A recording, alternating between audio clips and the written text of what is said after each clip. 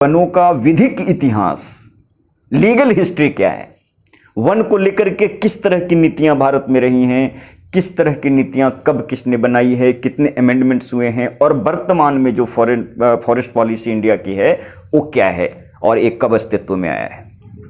आपको ये बताया कि इंडिया में फॉरेस्ट का जो रेगुलेशन है वो शुरू होता है कब, 1864 में, जब ईस्ट इंडिया कंपनी गवर्नमेंट ने 1864 में Dietrich Brandeis, a German scholar, को इंडिया का फर्स्ट इंस्पेक्टर जनरल अपॉइंट करती है। डायट्रिच ब्रांडिस ही इंडिया के लिए फर्स्ट फॉरेस्ट एक्ट फ्रेम करते हैं और यही डायट्रिच ब्रांडिस अगले साल 1865 में इंडियन फॉरेस्ट सर्विस, भारतीय वन सेवा का भी गठन करते हैं या उसमें मेन कंट्रीब्यूशन उसको क्रिएट करने में देते हैं। तो ये फर्स्ट इंफॉर्मेशन आपके लिए है कि इंडिया में first time forest act frame हुआ, इंप्लीमेंट हुआ 1864 में और 1865 में इंडियन फॉरेस्ट सर्विस का इस्टेब्लिशमेंट हुआ।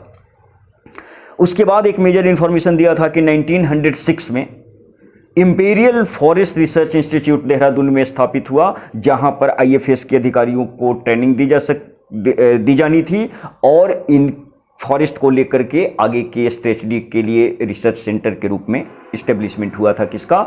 Imperial forest research institute Dehradun, 1906। तो ये तीन फैक्चुअल इंफॉर्मेशन के साथ हम लोग आगे बढ़ते हैं। Some important information about the regulation of forest in independent India. अब आइए मैं आपको इस बात से अलर्ट करता हूं कि इंडिया में, इंडिपेंडेंट इंडिया में फॉरेस्ट के रेगुलेशन का हिस्ट्री क्या रहा है और किस तरह के रूल्स एंड रेगुलेशन आज के डेट में इंडिया के फॉरेस्ट को रेगुलेट कर रहे हैं। तो यहां सबसे पहले आपको यह जानना है कि फॉरेस्ट एक्ट इंडिपेंडेंट इंडिया ने सबसे पहले जो अपना फ्रेम किया वो 1952 में हुआ और इसको हम फॉरेस्ट एक्ट 1952 के नाम से जानते हैं। इस एक्ट को ब्रॉड लेवल पर अमेंड किया गया 88 में। तो नाउ इट इज, आप कह सकते हैं कि इंडिया का जो फॉरेस्ट पॉलिसी है, फॉरेस्ट एक्ट है, वो फॉरेस्ट एक्ट 1988 है। लेकिन यहां यह बात आपको ध्यान में रखनी चाहिए और समझनी चाहिए कि 1952 में इंडिपेंडेंट इंडिया ने जो फॉरेस्ट एक्ट फ्रेम किया और उसको ब्रॉड लेवल पर हमने 88 में अमेंडमेंट करने के बाद अभी तक उसके जरिए ही इंडिया में फॉरेस्ट का रेगुलेशन हो रहा है। तो ये 1952 का जो एक्ट है वो वास्तव में 1864 में डायट्रिच ब्रांडिस ने इंडिया के लिए जो फर्स्ट फॉरेस्ट एक्ट बनाया था, बेसिक चीजें वही है आज भी। और दूसरा आपने देखा था कि 1878 में फॉरेस्ट का जो डिवीजन हुआ था, ब्रिटिश गवर्नमेंट ने जो किया था, वो डिवीजन भी आज जस का तस 88 तक के एक्ट में शामिल है।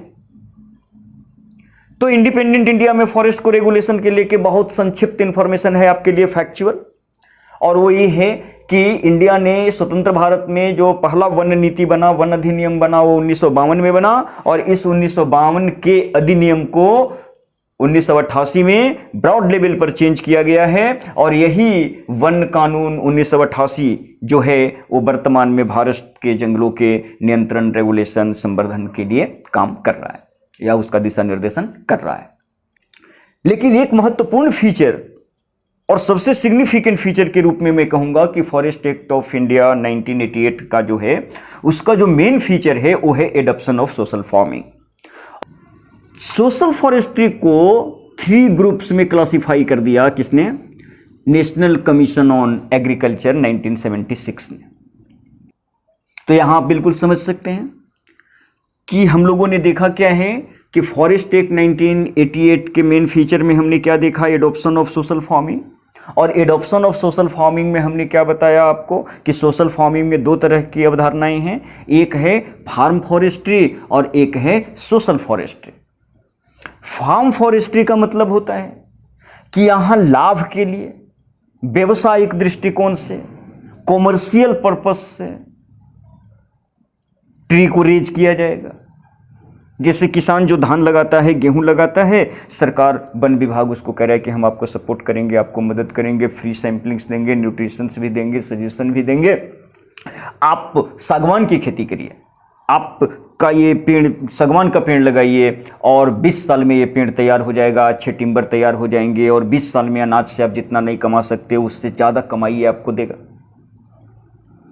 तो इस तरह के फार्मिंग को क्या कहेंगे? फार्म फॉरेस्ट्री, जिसमें किसानों से ये कहा जा रहा है, जमीन के मालिकों से ये कहा जा रहा है कि आप अपने जमीन पर जंगल लगाइए, मतलब जंगल की खेती करिए, व्यवसायिक उद्देश्य से आप ऐसे पेड़ लगाइए जो 10-20 साल में आपको बहुत ज़्यादा फायदा देगा। तो इसको कहा गया फार्म फॉरेस्ट्री। और गवर्नमेंट क्या कर रही है कि ज़मीन के मालिक, चाहे वो किसान हो या किसी भी तरह के लोग हों, वे सामने आए, सरकार उनकी मदद करेगी, वन विभाग उनकी मदद करेगी, हम फ्री में उनको क्या करेंगे? Seedlings, samplings, nutritions, suggestions provide करेंगे और वो फार्मिंग करके, फार्म फॉरेस्ट्री करके कमाई करें।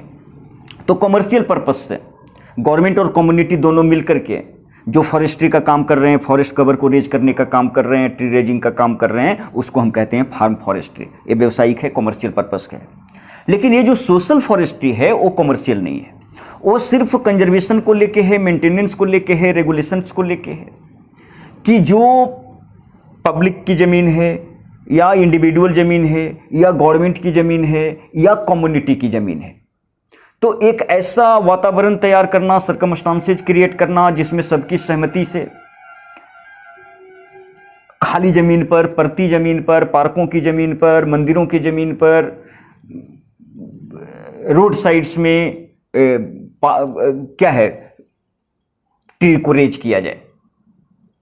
यही काम यदि शहरों में होता है तो इसको अर्बन सोशल फॉरेस्ट्री कहते हैं, यही काम गांव में होता है तो इसको रूरल फॉरेस्ट्री कहते हैं, और यही काम कम्युनिटी के द्वारा जब लार्ज स्केल पर किया जाता है, चाहे गांव के लोग हों चाहे शहर के लोग हों, लार्ज स्केल पर मान लीजिए कोई पब्लिक लैंड है या कोई प्राइवेट लैंड ही है या गवर्नमेंट की कोई बैरन लैंड है, डिग्रेडेड लैंड है जिसका अदर कोई यूज नहीं हो रहा है, सार्वजनिक जमीन है, उस पर ब्रॉड लेवल पर कम्युनिटी के द्वारा, लोकल लोगों के द्वारा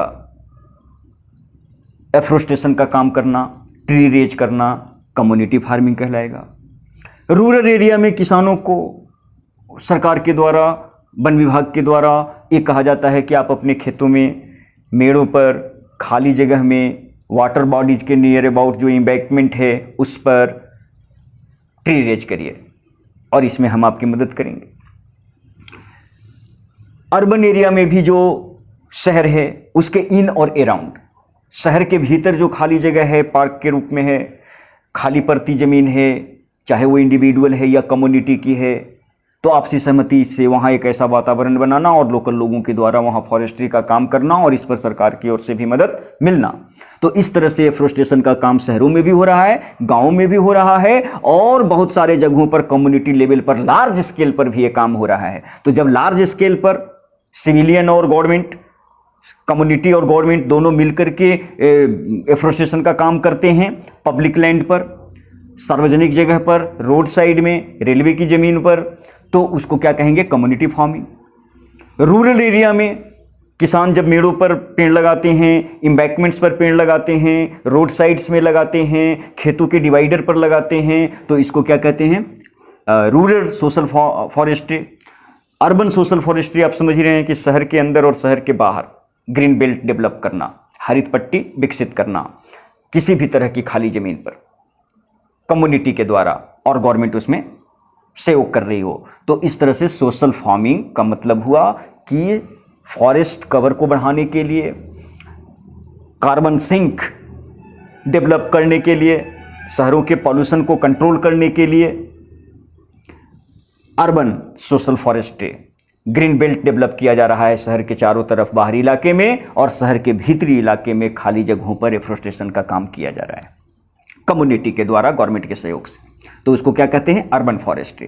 रूरल एरिया में खेतों के डिवाइडर पर, एम्बैंकमेंट्स पर, वाटर बॉडीज के किनारे, रोड साइड्स में या किसी भी तरह के खाली पड़ती ज़मीन में गांव के लोगों के द्वारा खेती करना, पेड़ लगाना, ट्री रेज करना, एफ्रोस्टेशन का काम करना, उसको मेंटेन करना, क्या कहलाता है? रूरल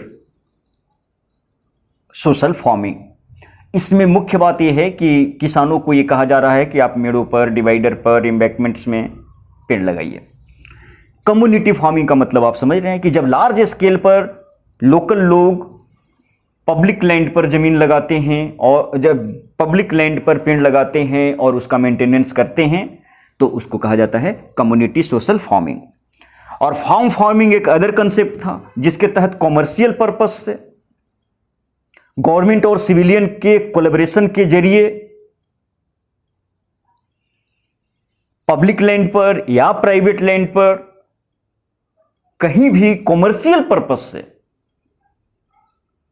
जो फार्मिंग की जाती है फॉरेस्ट की, इमारती लकड़ियों की या फलों की खेती की जाती है तो उसको कहा जाता है फार्म फॉरेस्ट्री। तो ये था आपके सामने विस्तृत जानकारी या complete comprehensive study about the forest policy of India. तो हमने पूरा लीगेसी आपको दिखाया, first forest law in India से लेकर के now it is forest act of 1988 तक का पूरी यात्रा हमने आपको कराया। बहुत बहुत धन्यवाद हमारे साथ इस लेसन में बने रहने के लिए और बहुत बहुत शुभकामना आपको परीक्षाओं में यदि इससे सवाल आते हैं और उसका आप भरपूर जवाब देते हैं। तो धन्यवाद दोस्तों, आज इतना ही। नमस्कार, जय हिंद।